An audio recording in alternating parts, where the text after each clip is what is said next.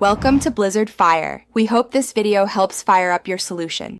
In this video, I will show how to make corn chowder Hawaiian style. First, gather your fresh ingredients, including sweet corn, creamy coconut milk, and a hint of fresh ginger. This chowder offers a delightful blend of creamy texture and vibrant, island-inspired flavors. We'll start by building a robust foundation for our soup, ensuring every spoonful is truly delicious. Begin by sautéing finely diced onions and minced garlic in a large pot until they become translucent and fragrant. Next, add 2 cups of peeled and diced potatoes, cooking them for a few minutes to soften slightly.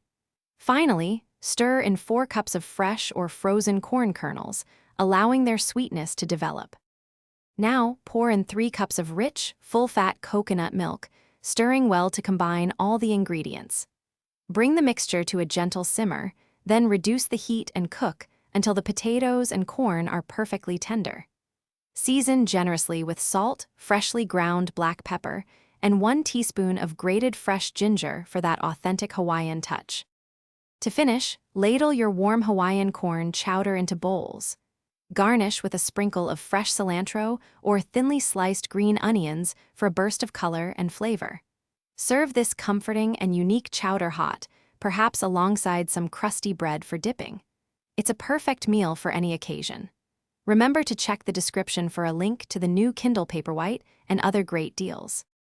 Thanks for watching. If you found this helpful, don't forget to like and subscribe.